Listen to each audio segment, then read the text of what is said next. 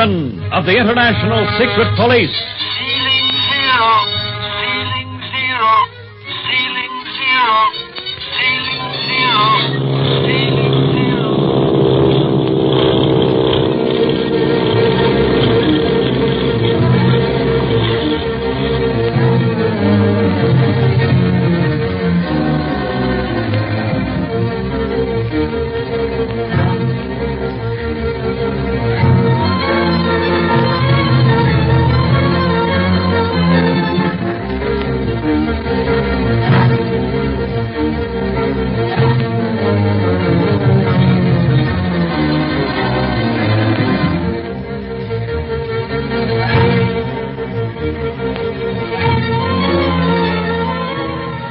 As you know, Clint Barlow, ace operator of the International Secret Police, his nephew, Speed Gibson, and Barney Dunlap, his right-hand man, are flying to Hong Kong on the China Clipper to track down the notorious criminal, the Octopus. Speed is the youngest member of the Secret Police and so far has certainly lived up to his oath to stamp out crime. For he has been directly responsible for the arrest of 3 of the Octopus aides, his last prisoner being Splinters, the renegade aviator in the criminal's pay, who flew to Wake Island in an attempt to kidnap Speed. However, Speed suspected him and knocked the man out. Clint, realizing that their disguises have not fooled their enemy, now throws all pretense aside, commandeers the bullet plane, leaving Barney to guard it, and takes Splinters to their hotel room for questioning. Just as the aviator is about to reveal the Octopus headquarters, a window glass is shattered, and Speed and Clint leap to the window, but all is inky blackness outside. Can you see anything, Clint? No, not a thing, Speed. Be careful now. Don't cut yourself on that glass. What broke the window anyhow? A bullet? I don't think so, no. Look here on the floor. A rock with a paper tied to it. Another octopus gesture, I imagine. Splinters. Clint, he's gone. He was sitting right in that chair, and now he's gone. Oh, what a chump I was to have been fooled by that window trick. Hey, quick, open the door. We may still be in time to save him. Not a sign of him anywhere, Clint. The hall's deserted. Well, the octopus outsmarted us that time. But Splinters couldn't just disappear in thin air, Clint. That's just what he's done, Speed. And whoever got him did it quickly and quietly. Must have come in the door while we were looking out the window. Grabbed Splinters before he could let us know what was happening and got him out without a sound. But it all happened in less than a minute. Yeah, that's the way the octopus works. We'll never see Splinters again, Speed. He'll make sure he'll never get another chance to tell what he knows. Poor guy. In spite of what he was and what he tried to do to me, I feel kind of sorry for him. So do I. He was probably a victim of environment. Had the wrong start in life. Fell in with the wrong sort of company. Oh, if kids could only see in time where such a road leads. If they just realized the true meaning of the saying, crime does not pay. Yeah. Say, let's see what that paper tied to the rock says. Oh, I'd forgotten all about that for the moment. You untie it, Speed. Okay. Clint, it's from the octopus, all right. Look, that mark of his. An ugly, sprawling octopus. What does it say? Says, I can end your careers as easily as I have silenced Splinters forever. That's all. Oh, he's bluffing. If he could have ended our careers so easily, he would have done so. But he doesn't trust the job to his agent, whoever he is. Clint, if he could take Splinters away right under our noses, what about Barney down at the plane? There were 2 of us here just now, and they get away with Splinters. You're right, Speed. Come on, let's get down to that plane.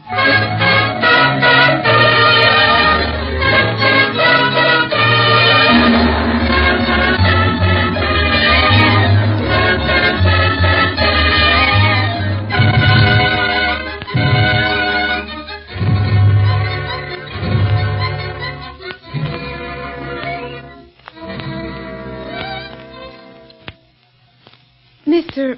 Fletcher? Miss Winfield? Yes. Do you mind if Jean and I visit with you for a few minutes? I should say not. But it's kind of late for you to be out, isn't it? Yes, we couldn't even think of sleeping after all that excitement. The typhoon and Speed almost being kidnapped, and you all arresting that man who flew this plane. Yeah, can't blame you for not being able to sleep after all that, Jane. So you're really not Mr. Fletcher at all. No, that was just a disguise. I knew it all the time. Oh, you can't know how glad I am to know that you're all of the International Secret Police, Mr. Dunlap. Barney Dunlap. But just call me Barney. And Earl is Speed, and Mr. Dorsey is... Clint Barlow. He's the best man in the Secret Police.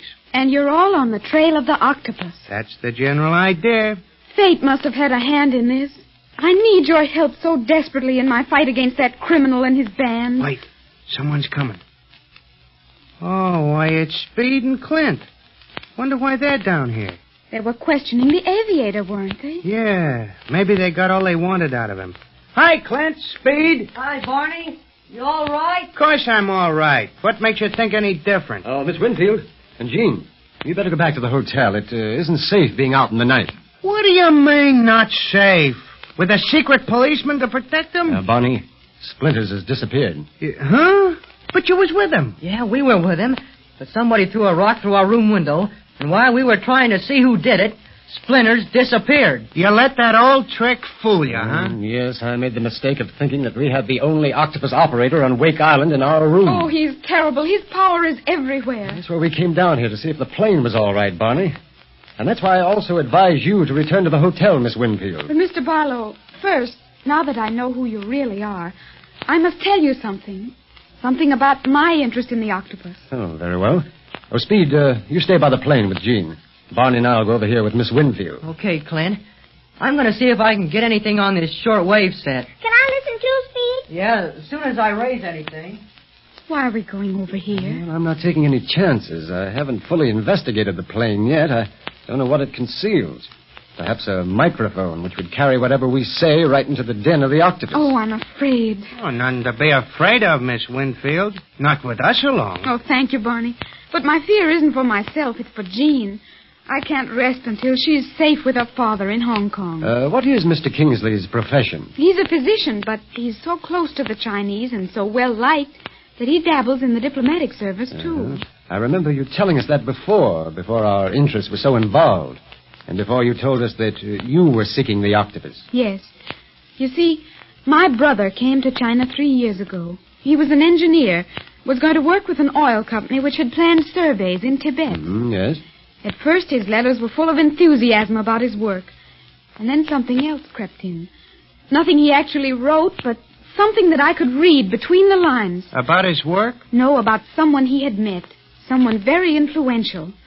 I kept asking about his engineering work, how plans were progressing and so forth, but he seemed to evade it. His letters became more scarce, and then I received the last one. Yes, go on. He spoke very plainly. Evidently, he wrote it in terrible fear of something. He said that if I never should hear from him again, it was because of the octopus, a criminal who had gotten him so under his power that he could not escape without disgracing me and our name. Oh, I was desperate. I wrote begging him to seek aid from the police, anything to save himself. But I never heard from him again. And now you're going to Hong Kong to look for him, huh? Yes. I must learn what has happened to him. This uncertainty is terrible. But how do you know where to look, Miss Marcia? But he gave me directions in his letter. What's that? Directions? Yes. He said that the headquarters of the octopus smuggling activities were in Hong Kong and drew a map of the streets leading to it. Half of that map is blurred as if water had made the ink run. Where's the map? I have it in my hotel room, hidden safely. Will you give it to us, Miss Marcia? I mean, a copy of it? Yes, of course. Let's get it right now, then. I'd like to study it, and then cable Chief Riley what we've learned.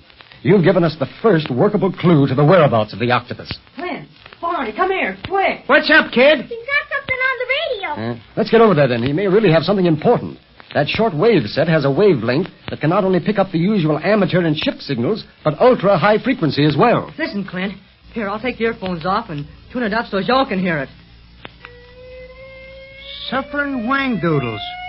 What have you stirred up, Speed? Oh, no. I just opened it up to where it was set, and this noise started. Listen now. Calling Clint Barlow, Barney Dunlap, Speed Gibson. It's us. Hey, pipe down. I am the octopus. When you land in China, you will find my tentacles everywhere. I guarantee you absolute failure. Turn back while there is yet time. Oh, Marcia. Oh, hush, hush, darling. This warning includes Marcia Winfield. And this is my last warning. Here are my orders. Take this plane out on the lagoon. Set it afire. Hands off, Barlow. That goes for the plane and everything else.